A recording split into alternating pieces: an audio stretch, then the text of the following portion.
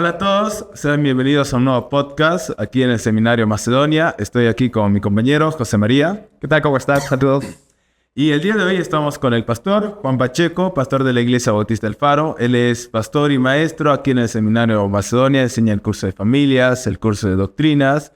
Y vamos a hablar acerca del tema esperanza en el sufrimiento. Pastor, quería hacerle la pregunta acerca de cómo nosotros podríamos responder a un creyente que dice que está pasando por sufrimiento y darle esperanza cuando él ora y en realidad no tiene respuesta por su oración, ¿no? Y está orando durante años. Bueno, un gusto que estén acá. Entonces, creo que la esperanza, de acuerdo a la Biblia, no depende de respuestas inmediatas, ¿no? Sino de Dios o de la realidad que puede experimentar las personas a través del sufrimiento, sino depende de nuestra fidelidad de Dios, de la fidelidad de Dios, ¿no? Entonces, muchas veces el esperar es la escuela que Dios utiliza para madurarnos, ¿no? Es como que un árbol, para que dé un fruto, va a demorar, va a pasar tiempo, ¿no? Entonces, por ejemplo, en el libro de Números, capítulo 23, versículo 19, nos dice que Dios no es hombre para que mienta, ni hijo de hombre para que se arrepienta. Él dijo y no hará, habló y no lo ejecutará. Entonces es Dios, ¿no? O sea, nuestra esperanza está puesta en Él, no en un quizás, no en un tal vez, sino es algo seguro en Dios, ¿no? Uh-huh.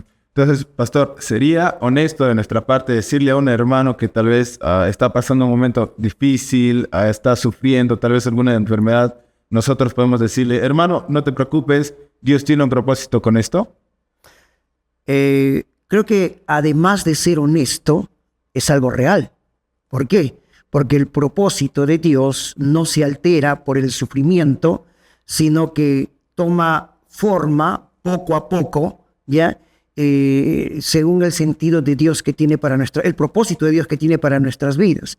A estos se le llama la doctrina de la providencia, ¿no? O sea, no hay casualidad, ¿no? Entonces, si no es que Dios todo lo tiene planeado. Y esto José lo dijo en Génesis capítulo 50, versículo 20, dijo cuando él pasó todas las adversidades, sus hermanos lo vendieron, lo metieron a la cárcel, lo vendieron, fue acusado injustamente, puesto en la cárcel, y él dijo, vosotros pensasteis mal contra mí, mas Dios lo encaminó a bien, para hacer lo que vemos hoy, para mantener en vida a mucho pueblo. Los propósitos de Dios, ¿no? Tienen diferentes etapas, formas, pero el fin es el mismo, ¿no? Dios quiere madurarnos para parecernos más a Dios, para parecernos más a Él. ¿Y qué va a utilizar Dios? Es el sufrimiento, ¿no?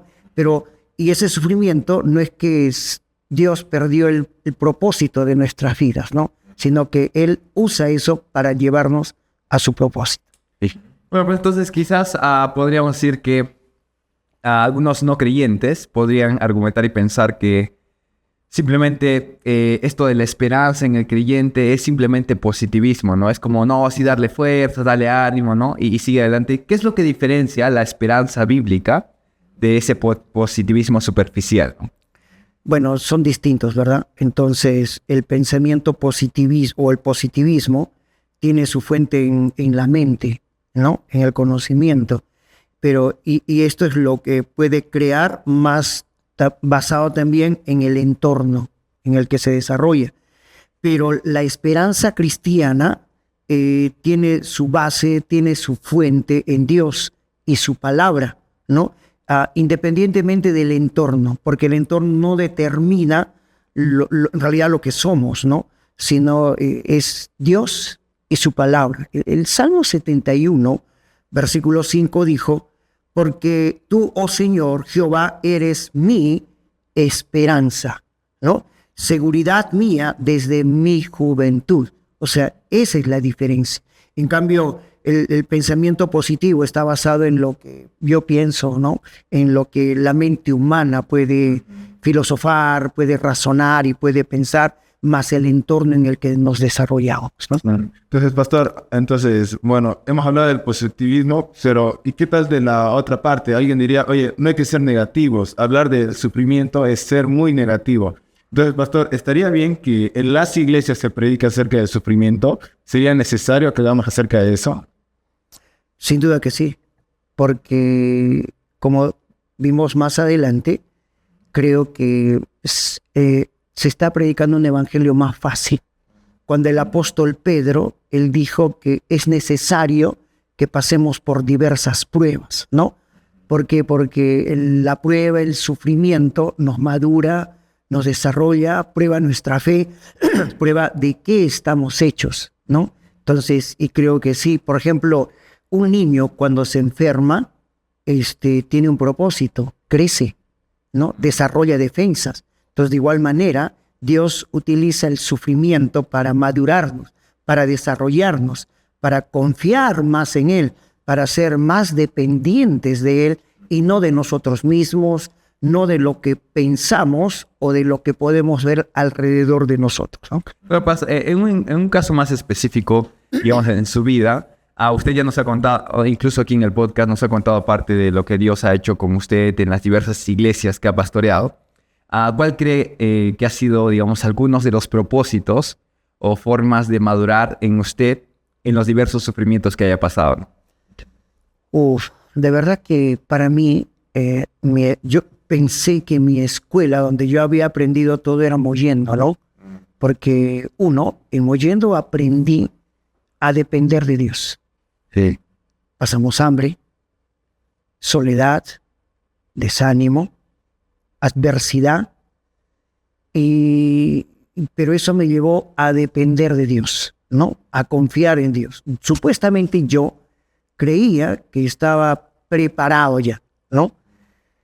Quizás intelectualmente, pero donde aprendí fue en la escuela de la vida, de la práctica, en el ministerio mismo, ¿no?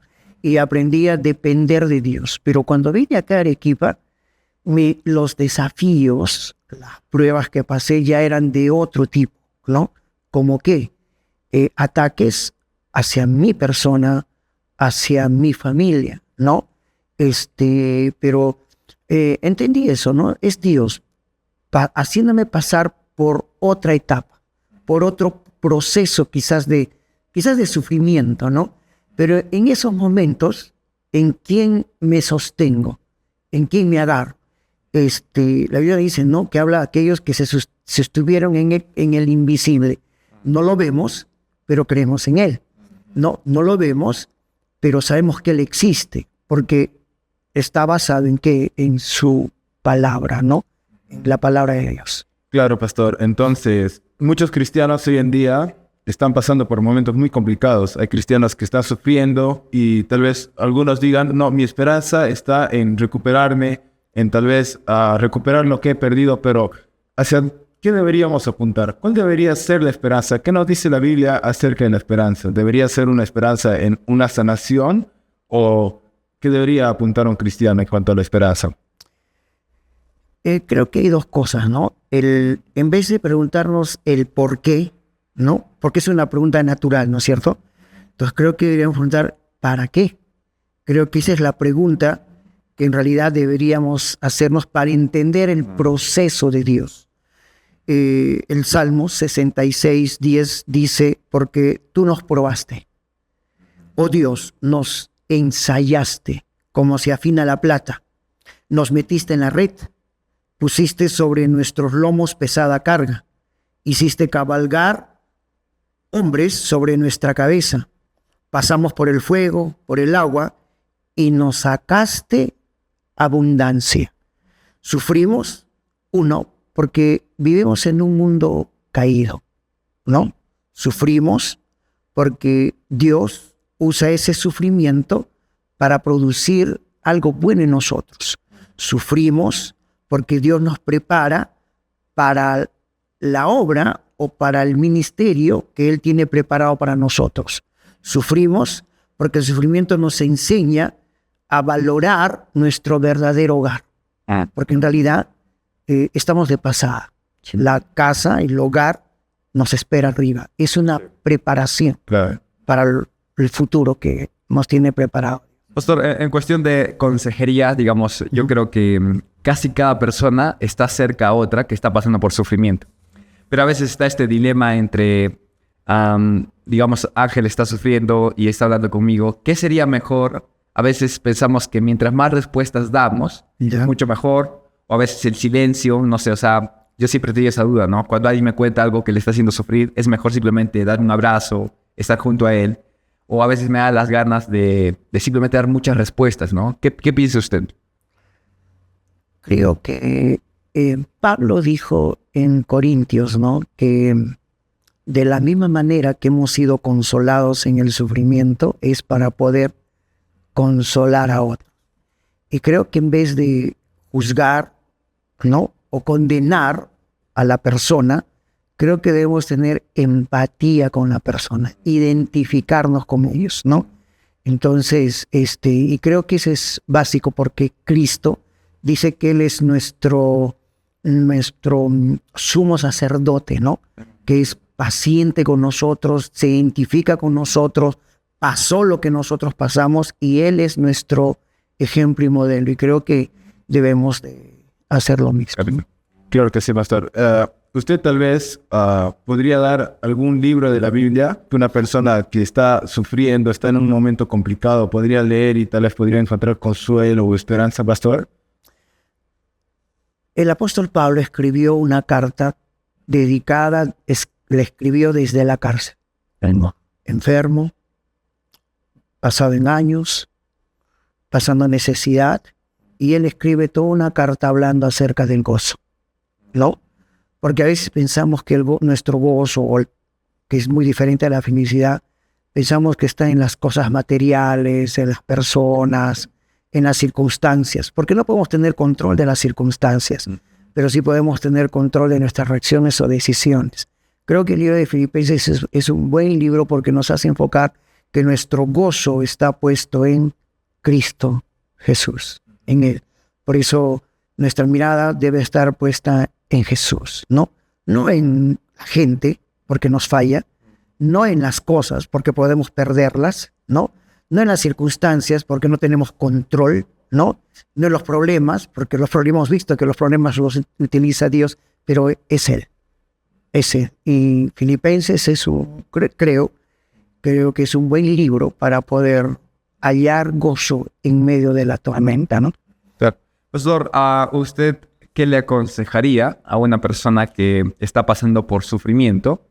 Y digamos, a veces las personas tenemos la tendencia a ir hacia alguno de los dos extremos. O simplemente nos aislamos por el sufrimiento por el que estamos pasando, o simplemente pensamos que es el otro lado, ¿no? Es estar con personas y siempre estar con personas. ¿Cuál aconsejaría hacer usted? ¿De qué manera aislarse o pasar mucho tiempo con personas? ¿Vivir un día sin el sufrimiento o no? ¿Qué es lo que aconsejaría a una persona que está en esta situación? Creo que cada persona es diferente, ¿no es cierto? Por ejemplo, Elías, en un tiempo de desánimo, ¿no? Él se escondió, se metió a la cueva y Dios le dice, sal, ¿no? Sal, porque él consideraba que era el único que había quedado. Y Dios le dice, sal, no te aísles, no te metas en tu propio mundo de autoconmiseración, ¿no? De decir yo, ¿por qué? No cuestionamientos. Creo que también el otro es personas que encuentran quizás una calma en personas, ¿no? Pero muchas veces también dice, no me ayudaron como yo quería, decepción, ¿no? Pero creo que la mejor forma es siempre es Dios y su palabra.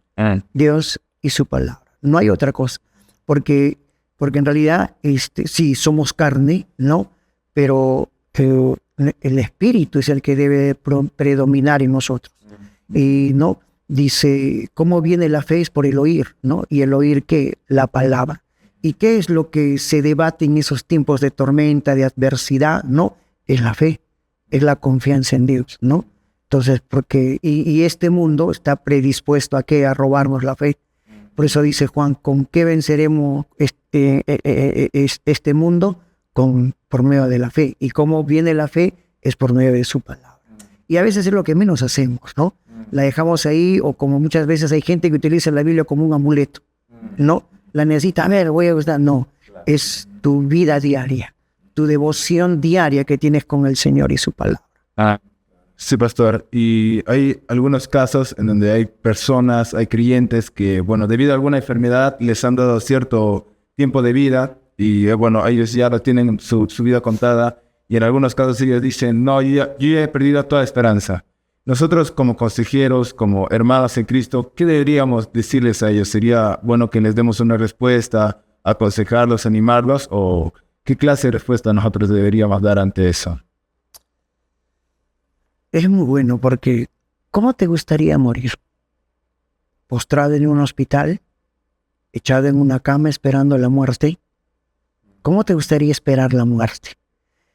Creo que en mi forma personal, creo que yo la esperaría haciendo algo. ¿Por qué? Porque si yo la espero, no digo, ya, pues tengo un cáncer, ¿no? Y más me deprimo. Y esto pasó con un amigo mío que hace poco falleció, bien, trabajando muy bien, ¿eh? Estaba desenvolviéndose muy bien, hasta que fue a hacer, le pidieron en su trabajo un examen médico y encontraron que su páncreas estaba tirado, cáncer. En menos de un mes murió. ¿Por qué? Tristeza, depresión. ¿No? Lo mirabas triste, agachaba la cabeza, sin ganas de vivir. ¿Cómo te gustaría morir? ¿Así? ¿O te gustaría morir luchando? ¿No? Haciendo algo, sintiéndote útil. Y es verdad que creo que mientras, o sea, uno tiene esa actitud positiva, el organismo también lucha. Dejas de luchar, dejas de pelear, ya estás muerto. Ya has muerto ya. Entonces, la vida o sea, todo tiene que ver con cuánto confiamos en Dios, ¿no? ¿Cuánto confías en Él, no? Entonces, y creo que hay que ponernos en sus manos de Él y vivir, porque si ya estás con Cristo, ya ganaste. Ya ganaste ya. Pablo dijo, para mí el vivir es Cristo y el morir es ¿qué? Ganancia, ¿no? ¿Y él desde dónde lo dijo? Desde la cárcel. Sabiendo que iba a morir ejecutado.